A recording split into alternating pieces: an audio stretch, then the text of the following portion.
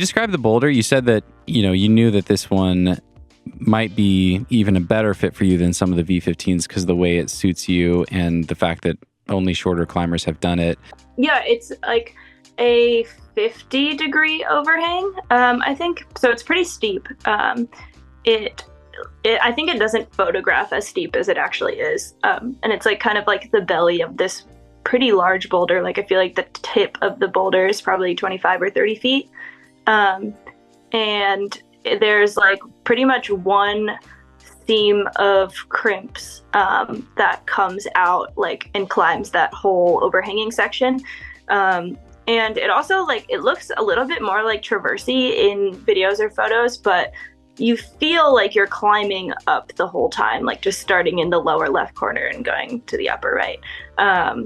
But yeah, it's also interesting because every move is very consistent, which we were trying to think of boulders that were like as consistent as Box is. And it's like definitely a different challenge than if you have a crux move or like a crux section that you need to get through. So yeah, every move, I don't really know like what grade each move would be. I feel like it's hard to grade individual moves.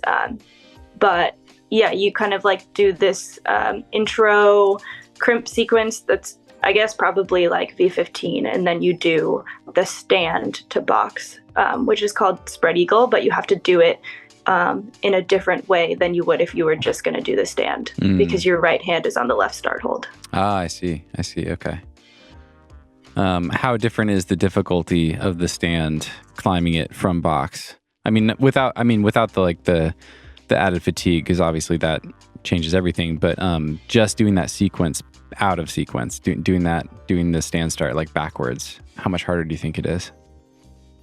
I think that like if you come from the bottom, so you do it like the way you would from Box, it's probably like V12, and then if you do it from spread eagle, maybe it's closer to V10. Okay. But I never actually did the jump move on spread eagle, or like that did it the standard way, so I have no idea. Okay. Gotcha. And then just the way that other people made it look. It looked maybe around V10. I don't know. Gotcha. And then is it just small holds, small crimps pretty much the whole way? Yeah, it's like, yeah, kind of full on like full crimping the whole way, I feel like. And yeah, it's mostly actually like technical. Like I feel like the crimping's not that hard.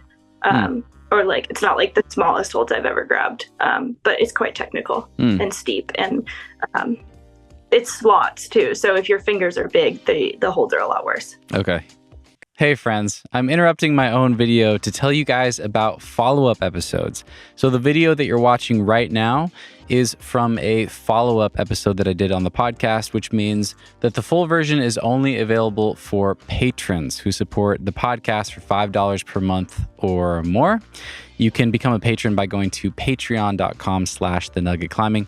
There's a link right there in the description for this video. Again, $5 per month, super quick and easy to sign up, and you can cancel at any time, no questions asked.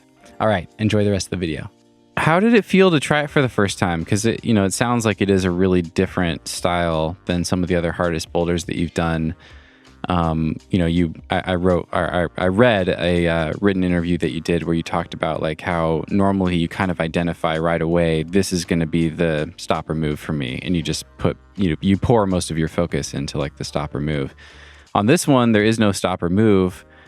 Did you do all the moves right away? Did you have a sense that like, wow, this is possible for me? Or did it just, I could also imagine it just feeling like, all these moves are pretty hard. I have no idea if I'll ever be able to string all of these together. How did it feel when you first started trying it?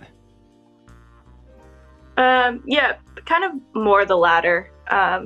Like, okay, I can do each move and they each feel like pretty similar difficulty, but like stringing them together will be hard. And also, it feels like you need to get every hold perfect to like do the next move. So it feels like as you keep going, you have like increasingly lower probability of doing the next move. Like there's no moment to relax and like readjust. So yeah, I kind of like expected that I could do all the moves, honestly. Just looking at the style and like knowing kind of what I'm good at, I was like, I feel like none of these moves are actually at my limit. Um, and yeah, I did all the moves on my first session. One of them was a little bit weird to try because the snowbank was so high. So I was like dabbing into the snowbank pretty hard. So maybe I technically didn't do that move, but I felt like I could if the snowbank was lower. And yeah, I feel like that you kind of almost immediately enter the mentality of like just needing to believe that you can string them together, and that as you keep trying, like muscle memory will kick in and each move will start to feel easier. So yeah, in a way, there's like a level of dissociation that needs to happen. How did the hike change your experience? I would love to hear you describe what was a day in the life of projecting this thing like? Yeah. I think that's a good question. I think like so much of bouldering is logistics and like getting the logistics right. And that it was like an absolute logistics nightmare. Like you need to get your reservation because it's in the park now, and like yeah, just weather needs to be right, and like it kind of rains every day, so just like timing the rain is also a nightmare. But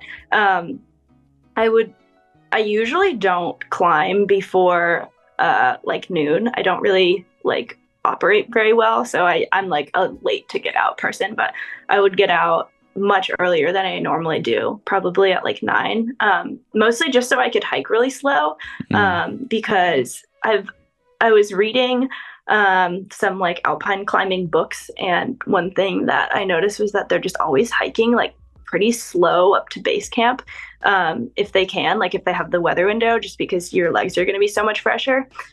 So this is probably like really obvious to most people, but I don't hike that much. So I was like actively trying to go a little bit slower because my legs were getting wrecked. So yeah, I would like just pack like huge lunches, and like kind of all of the like backpacking essentials, like water filter and like high density lightweight foods.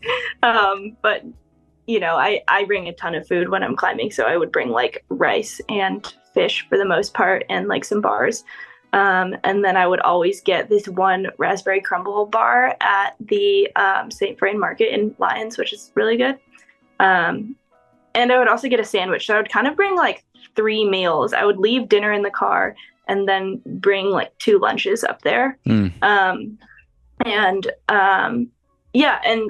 in the first like 4 sessions, I had people with me, which was fun.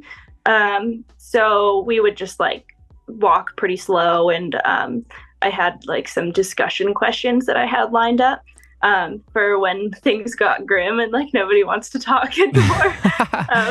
Well, where did you get those from? That's cool. Just on the first day, for some reason, someone brought up like, these are discussion questions. Like, we don't need to participate. What topics? like any like life topics? Most of them were like scenarios. Like my favorite was like when we're in the last mile of the hike getting back to the car and it's like midnight. Then my question would be, if you were going to get $1 million, if by being at Box Therapy at sunrise, like the next morning, so like in 6 hours or whatever, would you go back to the car, or would you just hike back right now? And like, you have to be there at sunrise. So that was a good one. And another was like, how much money would you pay to level up by 2 grades? Like, you're guaranteed to like climb those 2 grades, but you have to put in the work. Like, it's not like you're just like instantly going to climb it. Like you put in the work, but you sort of know that you're going to. So like, oh, that's really interesting. Yeah. Like you could climb V18 or something.